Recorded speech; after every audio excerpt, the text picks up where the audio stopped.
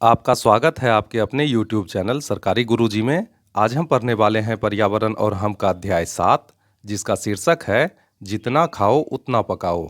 अध्याय के बीच जो प्रश्न हैं उनका उत्तर भी हम साथ ही बनाते जाएंगे। तो आइए पाठ शुरू करते हैं। विनायक अपने हाथों में समाचार पत्र लेकर अपनी माँ के पास दौड़ा आया और बोला, मामा देखिए अखबार में क्या छपा है। विषाक्त भोजन खाने से 20 लोग बीमार, कई लोगों की हालत चिंताजनक। माँ ने झट से विनायक के हाथों से अखबार लेकर पढ़ने लगी। पूरा समाचार इस प्रकार था। शेखपुरा के रूपनी पोखर मोहल्ले में एक बारात आई हुई थी। बारातियों के स्वागत में कई प्रकार के भोज्य पदार्थ बने थे। सभी बारातियों ने छक कर भोजन किया। भोजन करने के आधे घंटे बाद ही उन्हें उल्टियां होने लगीं। कुछ लोगों के पेट में मरोड़ उठने लगी। उन्हें पास के सदर अस्पताल में भर्ती कराया गया। चिकित्सकों ने बताया कि विषाक्त भोजन करने से बारातियों की तबीयत खराब हुई है। खाद्य निरीक्षक ने खाद्य पदार्थों की जांच कर बताया कि नकली, मिलावटी मसालों, भोजन में स्वाद के लिए रासायनिक पदार्थों के प्रयोग तथा दाल खट्टी हो जाने के कारण भोजन विषाक्त हो गया, जिसे खाने से बारातियों की हालत गंभीर हो गई।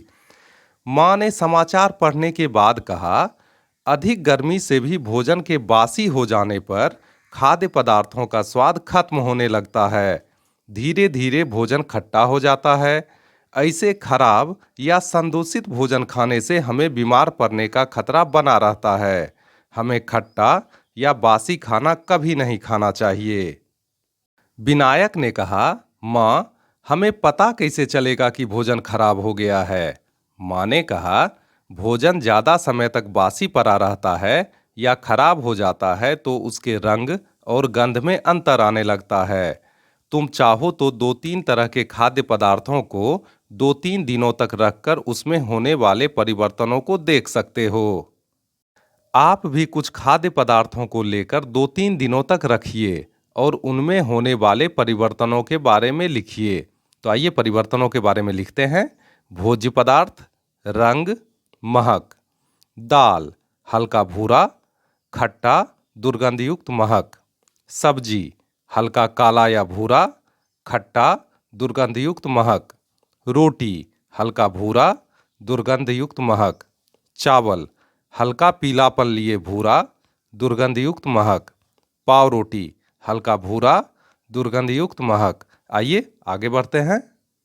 तालिका में दिए गए किसी एक खाद्य पदार्थ में आए परिवर्तनों को देखने के लिए आपने क्या-क्या किया, लिखिए। तो आइए लिखते हैं। तालिका में दिए गए खाद्य पदार्थों में से रोटी को लिया गया। रोटी को एक बर्तन में 2-3 दिनों तक रखकर छोड़ दिया गया तथा उसमें आए परिवर्तनों का अवलोकन किया गया। देखा गया कि रोटी के रंग में परिवर्तन तो होता ही है, साथ ही उसके गंध में भी परिवर्तन हो जाता है। फफूंद के कारण उसका रंग हल्का भूरा हो जाता है, साथ ही उससे दुर्गंधयुक्त महक निकलता है। आइए आगे बढ़ते हैं। विनायक ने कहा, अब मुझे समझ में आया कि लोग बासी खाना क्यों फेंक देते हैं। इससे तो पैसे और स्वास्थ्य दोनों की बर्बादी होती है। माँ बोली, हाँ, भारत जैसे देश में जहाँ बहुत बड़ी आबादी को दोनों समय का भरपेट भोजन नहीं मिलता है, वहाँ खाना खराब होना या बर्बाद करना एक तरह का अपराध है। खराब भोजन हमारे लिए अनुपयोगी हो जाता है। शादी विवाह, भोज भंडारे में तो और भी ज़्यादा भोजन की बर्बादी होती है। विनायक ने कहा, तब तो माँ हमें हमेशा ताज़ा भोजन ही करना चाहिए तथा जितना खा सकें उतना ही खाना बनाना चाहिए। क्या आपके घर में भी बचा खाना या बासी खाना फेंका जाता है? एक सप्ताह तक लगातार देखिए और लिखिए कौन कौन सा खाद्य पदार्थ लगभग कितनी मात्रा में फेंका जा रहा है। तो यह गतिविधि आपको स्वयं ही करनी है। यहाँ पे है क्रम संख्या, दिन, खाद्य पदार्थ और मात्रा। आपको अपने घर में देखना है कि कौन सा भोज्य पदार्थ कितनी मात्रा में फेंका जा रहा है और उसे तालिका में भरना है। अगला प्रश्न है, खाना फेंके जाने के क्या क्या कारण हो सकते हैं, लिखिए। तो आइए उत्तर लिखते हैं। खाना फेंके जाने के निम्नांकित कारण हो सकते हैं। आवश्यकता से अधिक खाना बन जाने के कारण, परिवार के किसी सदस्य के खाना नहीं खाने के कारण, खाना स्वादिष्ट नहीं बनने के कारण, खाना बासी हो जाने के कारण या खराब हो जाने के कारण। आइए अगले प्रश्न को देखें। विचार कर लिखिए कि फेंके गए खाने से कितने लोगों का पेट भरा जा सकता था। तो इसका उत्तर है, फेंके गए भोजन से कम एक व्यक्ति का पेट भरा जा सकता था। आपस में चर्चा करके लिखिए कि अगर खाना ऐसे ही बर्बाद होता रहा तो क्या होगा। तो इसका उत्तर है, अगर खाना ऐसे ही बर्बाद होता रहा तो हमें अन्न संकट का सामना करना पड़ सकता है। जब भोजन बर्बाद होता है तो यह संसाधनों को भी बर्बाद करता है, जैसे कि भूमि, पानी, ऊर्जा और श्रम, जो कि उसे उगाने, भंडारण, वितरण और तैयार करने में खर्च होता है। विनायक ने पूछा, माँ, खाने को बर्बाद होने से कैसे बचाया जा सकता है? माँ बोली, हमें अनावश्यक या अधिक भोजन बनाने से परहेज करना चाहिए। जितना भोजन लोग कर सकते हों उतना ही भोजन बनाना चाहिए।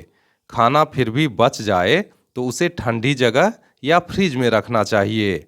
विनायक ने पूछा, माँ, अगर लंबे समय तक भोजन को सुरक्षित रखना हो तो क्या करना चाहिए?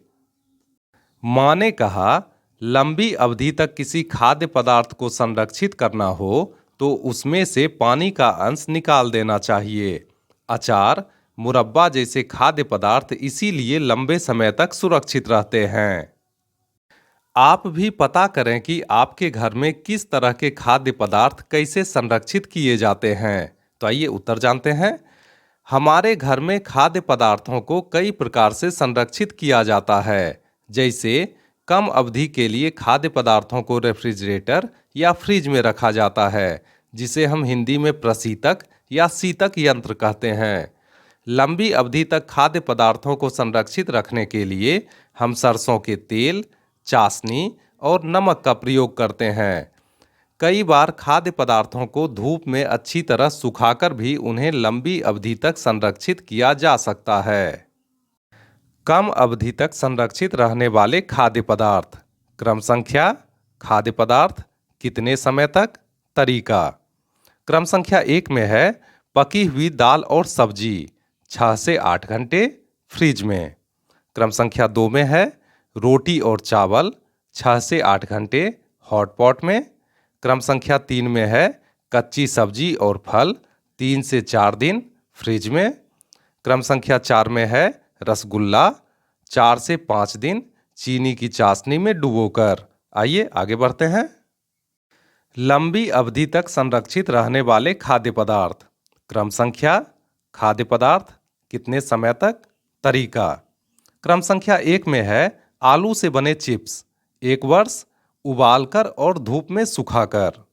क्रम संख्या 2 में है पापड़, दाल की बरियां, 1 वर्ष धूप में सुखाकर। क्रम संख्या 3 में है अचार, 1 वर्ष नमक का लेप लगाकर और सरसों के तेल में डुबोकर। क्रम संख्या 4 में है आम से बने अमावट, 1 वर्ष धूप में सुखाकर। क्रम संख्या 5 में है शहद। शहद एक ऐसा खाद्य पदार्थ है जो कई सालों तक खराब नहीं होता है और संभाल कर रखा जा सकता है। भोजन को संरक्षित रखने से क्या क्या लाभ हैं, लिखिए। तो आइए उत्तर जानते हैं। भोजन को संरक्षित रखने से निम्नलिखित लाभ हैं। खाद्य पदार्थों को नष्ट होने से बचाया जा सकता है। खाद्य पदार्थों को एक स्थान से दूसरे स्थान तक आसानी से ले जाया जा सकता है। आपत्ति, अकाल आदि के समय संरक्षित खाद्य पदार्थों का उपयोग होता है। युद्ध, पर्वतारोहण और समुद्री यात्रा में संरक्षित भोज्य पदार्थ ही लाभदायक सिद्ध होते हैं। बेमौसम सब्जी, फल आदि प्राप्त होते हैं। फसलों का आवश्यकता से अधिक उत्पादन होने पर उन्हें संरक्षित कर सड़ने से बचाया जा सकता है और उन्हें अन्य देशों को भेजा जा सकता है। संरक्षण से भोज्य पदार्थ का वास्तविक स्वाद और सुगंध बना रहता है। इसी के साथ पर्यावरण और हम का यह अध्याय पूरा हुआ। मिलते हैं अगले वीडियो में नए अध्याय के साथ। तब तक के लिए स्वस्थ रहिए, मस्त रहिए। आपका बहुत बहुत धन्यवाद।